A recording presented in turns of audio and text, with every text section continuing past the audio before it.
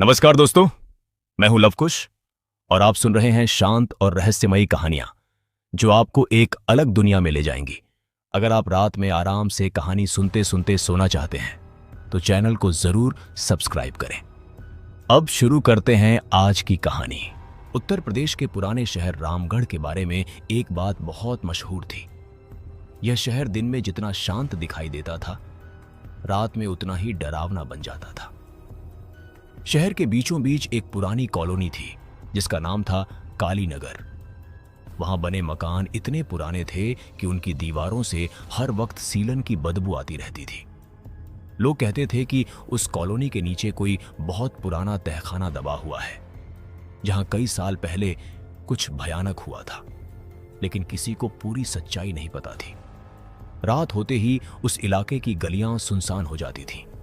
कुत्ते अचानक रोने लगते थे और कई बार लोगों ने काली परछाइयों को दीवारों पर चलते हुए देखा था। रामगढ़ में रहने वाला अर्पित एक यूट्यूबर था। उसे भूत प्रेत और डरावनी जगहों पर वीडियो बनाना बहुत पसंद था। उसके साथ उसके 3 दोस्त भी रहते थे, विवेक, समीर और कर्ण। चारों दोस्त हमेशा नई नई डरावनी जगहों पर जाकर वीडियो शूट करते थे। उन्होंने कई खंडहर, पुराने कुएं और वीरान हवेलियां देखी थीं, लेकिन कभी उनके साथ कुछ अजीब नहीं हुआ था। इसी वजह से उन्हें भूत प्रेत की बातों पर ज्यादा भरोसा नहीं था। एक शाम अर्पित अपने कमरे में बैठा लैपटॉप चला रहा था। तभी उसके चैनल पर एक अनजान आदमी का मैसेज आया। उस मैसेज में सिर्फ इतना लिखा था, अगर असली डर देखना है तो रामगढ़ की काली नगर कॉलोनी के मकान नंबर 17 में जाओ, लेकिन रात के 12 बजे के बाद। नीचे एक पुरानी तस्वीर भी लगी थी। तस्वीर में एक टूटा हुआ मकान दिखाई दे रहा था जिसके दरवाजे पर काले रंग से कुछ अजीब निशान बने हुए थे। तस्वीर को देखते ही अर्पित की रीढ़ में ठंडक दौड़ गई। अर्पित ने तुरंत अपने दोस्तों को बुलाया। चारों ने वह तस्वीर देखी। समीर हंसते हुए बोला, लगता है कोई हमें डराना चाहता है। लेकिन विवेक थोड़ा गंभीर था। उसने कहा, यार, इस तस्वीर में कुछ अजीब है। देखो, पीछे खिड़की में कोई खड़ा है। सबने ध्यान से देखा तो सच में खिड़की के अंदर एक धुंधली सी औरत दिखाई दे रही थी। उसका चेहरा पूरी तरह काला था और उसकी आंखें सफेद चमक रही थीं। कर्ण ने माहौल हल्का करने के लिए मजाक किया, लेकिन अर्पित के मन में डर बैठ चुका था। फिर भी उसने तय किया कि वे चारों उस जगह पर जाकर वीडियो शूट करेंगे। अगले दिन रात के करीब 11 बजे चारों कैमरे और टॉर्च लेकर काली नगर पहुंचे। जैसे ही वे कॉलोनी के अंदर गए, उन्हें अजीब सा सन्नाटा महसूस हुआ। पूरी कॉलोनी में सिर्फ पीली स्ट्रीट लाइट जल रही थी। हवा इतनी ठंडी थी कि मई की गर्मी में भी उनके हाथ कांपने लगे। आसपास के घरों की खिड़कियां बंद थीं।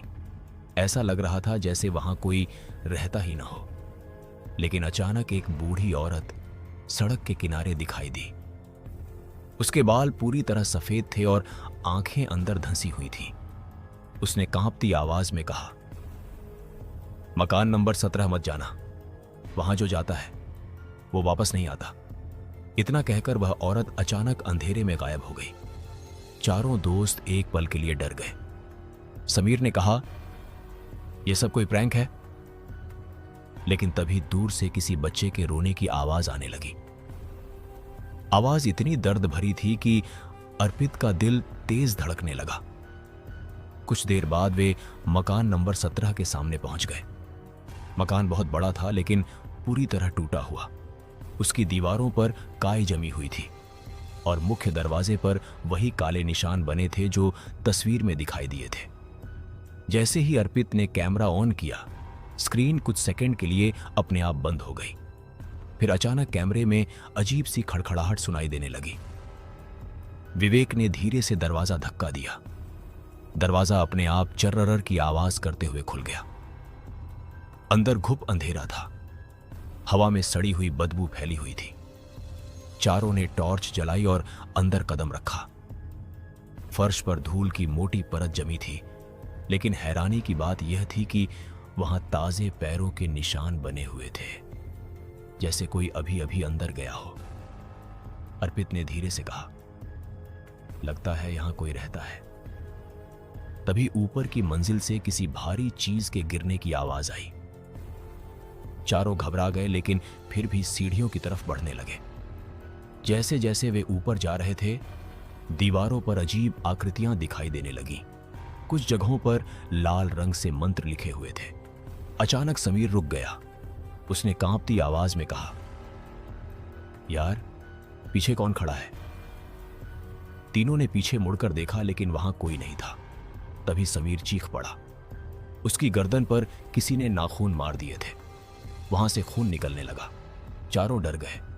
कर्ण ने कहा, बस बहुत हुआ, हमें यहां से निकलना चाहिए। लेकिन तभी ऊपर वाले कमरे का दरवाजा अपने आप खुल गया। अंदर से धीमी धीमी औरत की हंसी सुनाई देने लगी। अर्पित ने हिम्मत करके कैमरा उस कमरे की तरफ किया।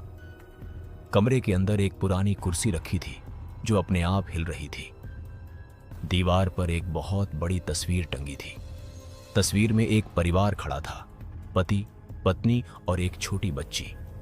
लेकिन पत्नी के चेहरे पर किसी ने काला रंग पोत दिया था। अचानक कमरे की लाइट अपने आप जल गई। चारों ने देखा कि कमरे के कोने में एक छोटी बच्ची खड़ी थी। उसके बाल चेहरे पर फैले हुए थे और उसने सफेद फ्रॉक पहनी हुई थी। वह धीरे धीरे अपना सिर ऊपर उठाने लगी। उसकी आंखें पूरी तरह काली थीं। समीर डर के मारे पीछे हट गया। तभी वह बच्ची बहुत तेज आवाज में चीखी और पल भर में गायब हो गई। उसी समय पूरा मकान कांपने लगा। दीवारों से धूल गिरने लगी। नीचे से किसी आदमी के जोर जोर से रोने की आवाज आने लगी। चारों दोस्त भागते हुए नीचे पहुंचे, लेकिन नीचे पहुंचकर उनके होश उड़ गए। मुख्य दरवाजा गायब था। उसकी जगह सिर्फ एक काली दीवार थी। विवेक ने कांपते हुए कहा, हम फंस चुके हैं। अचानक अंधेरे में किसी के कदमों की आवाज गूंजने लगी। टप टप टप आवाज धीरे धीरे उनकी तरफ आ रही थी। अर्पित ने टॉर्च सामने की तरफ घुमाई। वहां एक लंबा आदमी खड़ा था। उसका शरीर पूरी तरह जला हुआ था और उसकी आंखों की जगह सिर्फ काले गड्ढे थे। उसके हाथ में लोहे की भारी जंजीर थी जो जमीन पर घिसट रही थी। वह आदमी धीरे धीरे उनकी तरफ बढ़ने लगा। समीर ने डर के मारे कैमरा गिरा दिया। तभी उस जले हुए आदमी ने अचानक अपनी गर्दन पूरी तरह घुमा दी और भयानक आवाज में बोला, तुम लोगों ने दरवाजा खोल दिया है। इतना सुनते ही पूरे मकान की दीवारों से औरतों के रोने की आवाजें आने लगीं। ऐसा लग रहा था जैसे सैकड़ों आत्माएं एक साथ चीख रही हों। कर्ण घबराकर भागने लगा, लेकिन तभी किसी अदृश्य ताकत ने उसे हवा में उठा लिया। कर्ण जोर जोर से चिल्लाने लगा। उसके शरीर पर अपने आप गहरे निशान बनने लगे। अर्पित और विवेक ने उसे पकड़ने की कोशिश की, लेकिन अचानक कमरे की सारी खिड़कियां अपने आप बंद हो गईं। हवा इतनी ठंडी हो गई कि उनकी सांसें जमने लगीं। तभी ऊपर से वही छोटी बच्ची उल्टी लटकती हुई दिखाई दी। उसके चेहरे पर डरावनी मुस्कान थी। अचानक उसने बहुत तेज आवाज में कहा, मां को जगाओ। इतना सुनते ही पूरे मकान में एक औरत की भयानक चीख गूंज उठी। जमीन जोर जोर से हिलने लगी। फर्श के बीचों बीच दरार पड़ गई और नीचे गहरा अंधेरा दिखाई देने लगा। उस अंधेरे से सड़े हुए हाथ बाहर निकलने लगे। विवेक चीखा, भागो, नीचे कुछ है। चारों किसी तरह दूसरी तरफ भागे, लेकिन तभी अर्पित की नजर दीवार पर लिखे एक वाक्य पर पड़ी। वहां खून से लिखा था, जिसने दरवाजा खोला उसकी आत्मा अब इसी घर की है। अर्पित का दिल तेजी से धड़कने लगा। तभी अचानक उसके कान के पास किसी औरत की फुसफुसाहट सुनाई दी, तुम लोग अब कभी यहां से बाहर नहीं जाओगे। अर्पित ने घबराकर पीछे देखा और उसके हाथ से टॉर्च गिर गई। अंधेरे में वही काली आंखों वाली औरत उसके बिल्कुल सामने खड़ी थी। उसका चेहरा आधा जला हुआ था और उसके मुंह से काला खून बह रहा था। उस औरत ने धीरे धीरे अपना हाथ अर्पित की तरफ बढ़ाया। तभी पूरे मकान की लाइट एक साथ जलने और बुझने लगी। हर बार लाइट बुझती तो वह औरत थोड़ी और करीब आ जाती। अर्पित डर के मारे पीछे हटता गया। तभी उसके पैर किसी चीज से टकराए। उसने नीचे देखा तो जमीन पर एक पुरानी डायरी पड़ी थी। डायरी के पहले पन्ने पर लिखा था, अगर तुम यह पढ़ रहे हो तो समझ लो कि मौत तुम्हारे बहुत करीब है। अचानक ऊपर से किसी के दौड़ने की तेज आवाज आई। ऐसा लग रहा था जैसे दर्जनों लोग छत पर भाग रहे हों। फिर एक साथ बच्चों की हंसी गूंजने लगी। पूरा मकान उस हंसी से कांप उठा। समीर रोते हुए बोला, हमें यहां से निकलना होगा। लेकिन तभी सामने की दीवार पर अचानक खून से एक नया संदेश उभर आया। अब खेल शुरू हुआ है। चारों दोस्त डर के मारे एक दूसरे को देखने लगे। उसी पल ऊपर वाले कमरे से किसी भारी चीज को घसीटने की आवाज आने लगी। धीरे धीरे वह आवाज सीढ़ियों की तरफ बढ़ रही थी और फिर सीढ़ियों पर किसी के उतरने की आवाज गूंजने लगी। टप टप टप आवाज हर सेकंड और करीब आती जा रही थी। अर्पित की चीख पूरे मकान में गूंज उठी। सीढ़ियों पर एक औरत धीरे धीरे नीचे उतर रही थी। उसके लंबे बाल जमीन तक लटक रहे थे और उसका शरीर पूरी तरह खून से सना हुआ था। लेकिन सबसे डरावनी बात यह थी कि उसके दोनों पैर उल्टे थे। वह हर सीढ़ी पर रुकती और अपनी गर्दन को अजीब तरीके से झटका देती। उसकी आंखें पूरी तरह सफेद थीं और मुंह इतना बड़ा खुला था कि ऐसा लग रहा था जैसे उसका जबड़ा टूट चुका हो। समीर डर के मारे कांपने लगा। विवेक ने तुरंत टॉर्च उस औरत की तरफ घुमाई, लेकिन अगले ही पल टॉर्च अपने आप बुझ गई। पूरे मकान में घुप अंधेरा फैल गया। तभी चारों तरफ से फुसफुसाहट की आवाजें आने लगीं। भागो मत, नीचे आओ, नीचे आओ। अर्पित ने कांपते हाथों से मोबाइल की फ्लैशलाइट ऑन की। हल्की रोशनी में उन्होंने देखा कि वह औरत अब सीढ़ियों पर नहीं थी। वह अचानक गायब हो चुकी थी। लेकिन तभी करण ने डरते हुए पीछे इशारा किया। चारों ने पीछे देखा और उनके होश उड़ गए। वही औरत अब उनके ठीक पीछे खड़ी थी। उसका चेहरा अर्पित के चेहरे से कुछ इंच दूर था। उसके मुंह से सड़ी हुई बदबू निकल रही थी। अचानक उसने बहुत तेज आवाज में चीख मारी। उस चीख से पूरा मकान कांप उठा। चारों दोस्त जान बचाकर भागने लगे। वे एक लंबे गलियारे में पहुंच गए जहां दोनों तरफ कई पुराने कमरे बने थे। हर कमरे के अंदर से अलग अलग आवाजें आ रही थीं। कहीं कोई रो रहा था, कहीं कोई हंस रहा था और कहीं किसी के चिल्लाने की आवाज सुनाई दे रही थी। अचानक एक कमरे का दरवाजा अपने आप खुला। अंदर एक बूढ़ा आदमी कुर्सी पर बैठा दिखाई दिया। उसकी आंखें बंद थीं और हाथ में एक पुरानी लालटेन थी। उसने धीमी आवाज में कहा, अगर जिंदा रहना चाहते हो तो तहखाने का दरवाजा कभी मत खोलना। विवेक ने डरते हुए पूछा, आप कौन हैं? बूढ़ा आदमी धीरे धीरे मुस्कुराने लगा। उसकी मुस्कान इतनी डरावनी थी कि सब पीछे हट गए। तभी उसने अपनी आंखें खोली, लेकिन उसकी आंखें थीं ही नहीं। वहां सिर्फ खून से भरे गड्ढे थे। अगले ही पल वह आदमी कुर्सी सहित गायब हो गया। तभी जमीन फिर कांपने लगी। गलियारे के आखिर में लगी दीवार अपने आप टूटने लगी। ईंटें गिरने लगीं और पीछे एक पुराना लोहे का दरवाजा दिखाई दिया। उस दरवाजे पर जंग लगी हुई थी और बीच में वही काला निशान बना था जो मकान के बाहर था। अर्पित को अचानक याद आया कि बूढ़े आदमी ने तहखाने का दरवाजा खोलने से मना किया था। लेकिन उसी समय दरवाजे के अंदर से किसी लड़की के रोने की आवाज आने लगी। आवाज इतनी दर्दनाक थी कि ऐसा लग रहा था जैसे कोई अंदर मदद मांग रहा हो। समीर बोला, अंदर कोई फंसा हुआ है। करण ने डरते हुए कहा, नहीं, यह जाल हो सकता है। लेकिन तभी दरवाजे के नीचे से खून बाहर बहने लगा। चारों के चेहरे सफेद पड़ गए। अर्पित ने हिम्मत करके दरवाजे को धक्का दिया। दरवाजा बहुत भारी था, लेकिन कुछ सेकंड बाद वह चर्रर की आवाज करते हुए खुल गया। जैसे ही दरवाजा खुला, अंदर से बर्फ जैसी ठंडी हवा बाहर आई। नीचे जाने वाली पुरानी सीढ़ियां दिखाई दी। उन सीढ़ियों पर सूखे खून के निशान बने हुए थे। नीचे से अजीब मंत्र पढ़ने की आवाजें आ रही थीं। चारों धीरे धीरे नीचे उतरने लगे। जितना नीचे जाते बदबू उतनी बढ़ती जा रही थी। ऐसा लग रहा था जैसे वहां कई लाशें सड़ रही हों। कुछ देर बाद वे एक बहुत बड़े तहखाने में पहुंचे। तहखाने की दीवारों पर सैकड़ों अजीब चिन्ह बने थे। बीच में जमीन पर एक बड़ा गोल घेरा बना हुआ था जिसमें काले रंग का पानी भरा था। उसके चारों तरफ मोमबत्तियां जल रही थीं, लेकिन सबसे डरावनी चीज उस घेरे के ऊपर लटक रही थी, एक इंसानी लाश। वह लाश हवा में झूल रही थी और उसकी आंखें खुली हुई थीं। अचानक उसकी गर्दन धीरे धीरे उनकी तरफ घूमने लगी। समीर डर के मारे पीछे हट गया। तभी लाश ने अपनी आंखें झपकाईं। कर्ण चीख पड़ा, यह जिंदा है। अचानक तहखाने की सारी मोमबत्तियां अपने आप बुझ गईं। पूरा कमरा अंधेरे में डूब गया। अगले ही पल चारों तरफ बच्चों की हंसी गूंजने लगी। अर्पित ने मोबाइल की रोशनी चारों तरफ घुमाई। तभी उसे दीवार पर कुछ तस्वीरें दिखाई दी। उन तस्वीरों में कई लोग थे जो शायद इस मकान में पहले आए थे, लेकिन हर तस्वीर में एक बात समान थी।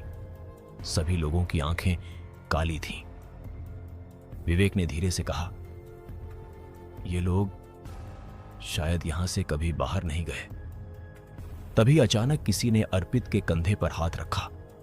अर्पित ने घबराकर पीछे देखा, लेकिन वहां कोई नहीं था। तभी उसके कान में किसी लड़की की आवाज आई, तुम लोग बहुत देर कर चुके हो। अचानक तहखाने के बीच बना काला पानी उबलने लगा। उसमें से बुलबुले निकलने लगे। धीरे धीरे उस पानी में से एक हाथ बाहर आया। वह हाथ पूरी तरह जला हुआ था। फिर दूसरा हाथ निकला। कुछ ही सेकंड में एक औरत उस काले पानी से बाहर आने लगी। उसका चेहरा आधा जला हुआ था। बाल पूरे शरीर पर चिपके हुए थे और उसकी आंखों से काला खून बह रहा था। वह धीरे धीरे खड़ी हुई और बहुत भयानक आवाज में बोली, तुमने मुझे जगा दिया। इतना सुनते ही पूरा तहखाना जोर जोर से कांपने लगा। दीवारों पर बने सारे चिन्ह लाल चमकने लगे। अचानक चारों तरफ से आत्माओं की चीखें सुनाई देने लगीं। समीर डर के मारे जमीन पर गिर पड़ा। तभी वह जली हुई औरत उसकी तरफ तेजी से बढ़ी। समीर चीखने लगा, लेकिन जैसे ही वह औरत उसके पास पहुंची, अचानक हवा में रुक गई। उसकी नजर समीर के गले में पड़े लॉकेट पर टिक गई। वह लॉकेट समीर की मां ने उसे बचपन में दिया था।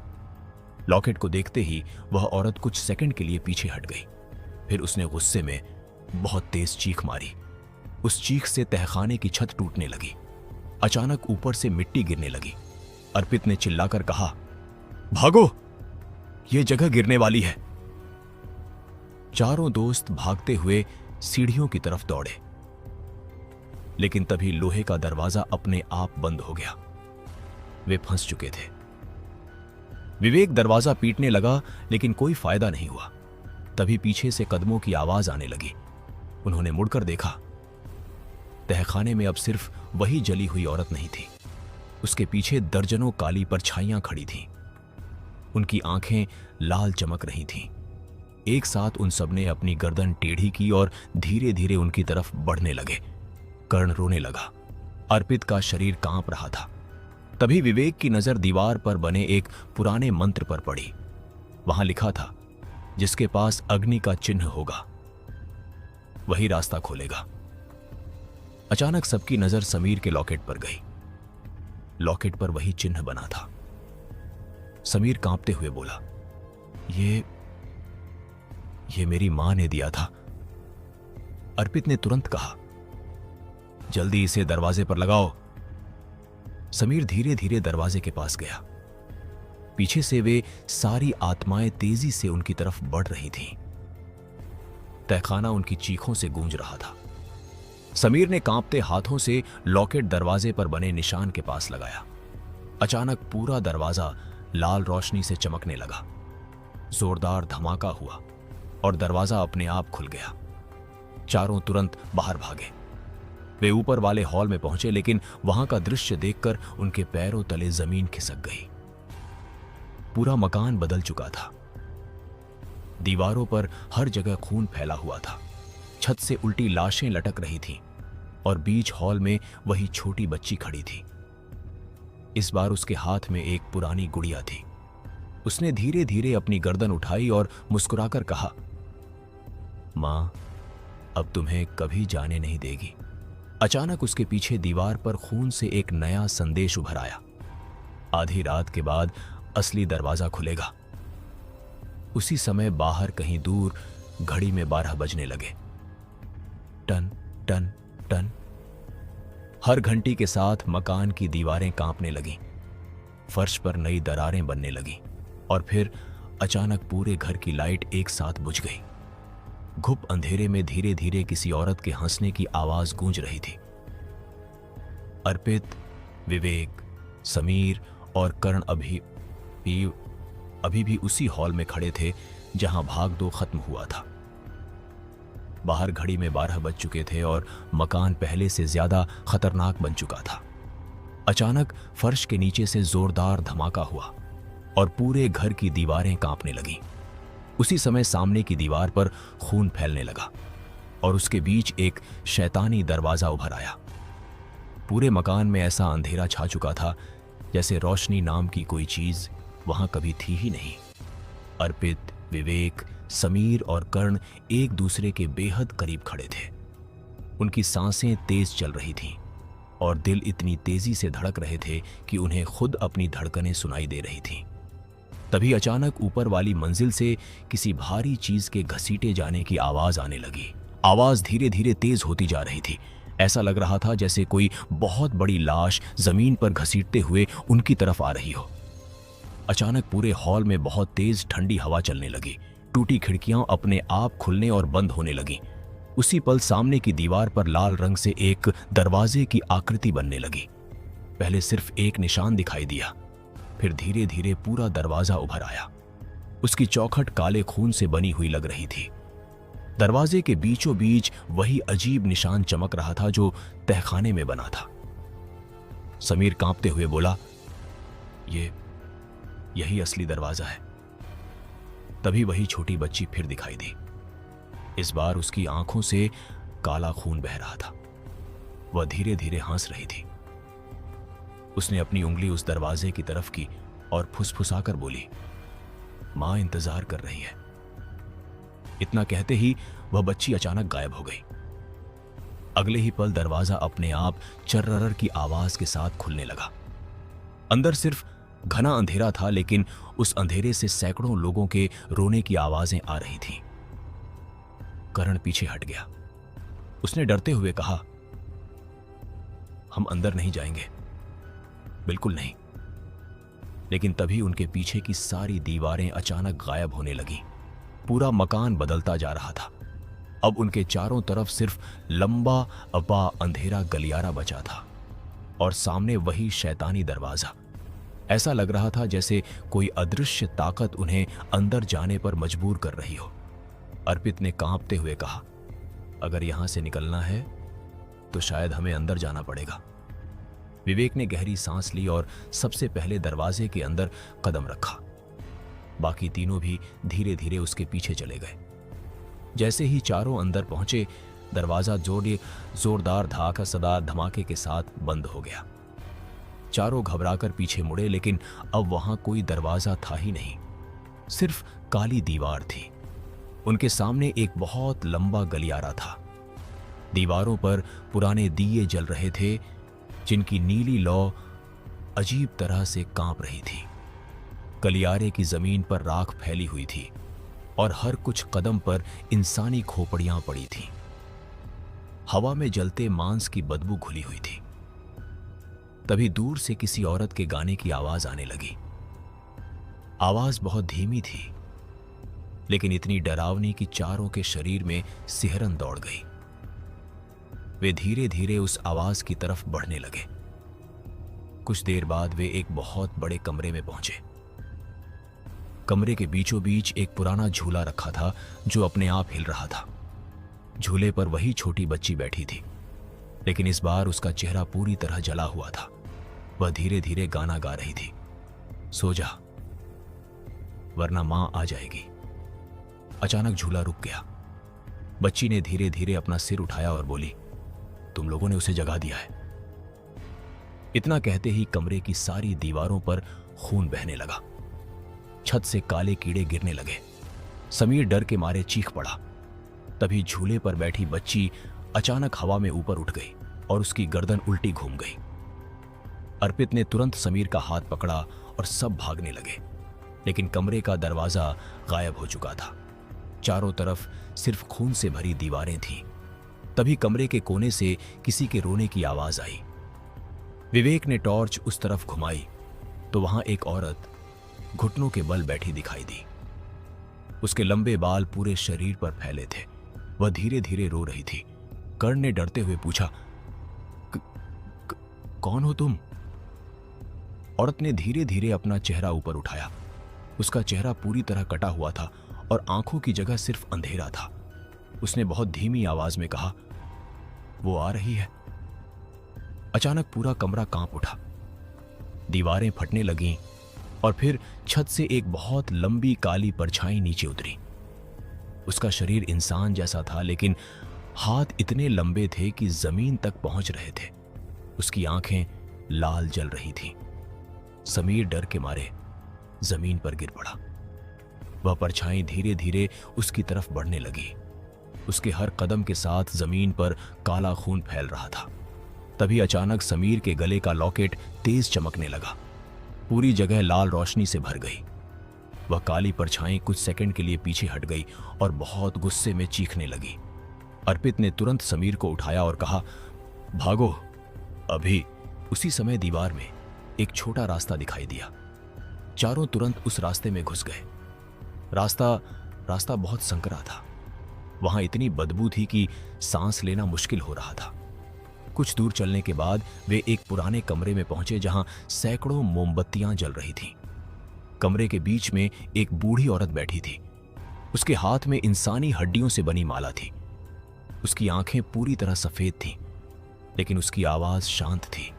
उसने कहा, तुम लोग बहुत बड़ी गलती कर चुके हो। अर्पित ने डरते हुए पूछा, ये सब क्या है? ये जगह कौन सी है? बूढ़ी औरत धीरे धीरे बोली, सालों पहले इस मकान में काला तंत्र किया गया था। एक औरत ने अपनी बेटी को जिंदा जलाकर शैतानी शक्तियों को बुलाया था, लेकिन वह शक्ति उसके बस में नहीं रही। उस रात पूरा परिवार मर गया और तब से यह मकान जिंदा लोगों की आत्माएं निगलता आ रहा है। चारों के चेहरे सफेद पड़ गए। विवेक ने पूछा, तो हम यहां से कैसे निकल सकते हैं? बूढ़ी औरत कुछ सेकंड तक चुप रही। फिर उसने धीरे से कहा, सुबह होने से पहले उस औरत की असली कब्र ढूंढनी होगी, वरना तुम सब हमेशा के लिए इसी जगह फंस जाओगे। इतना कहते ही उसकी आवाज बदलने लगी। उसका चेहरा धीरे धीरे फटने लगा।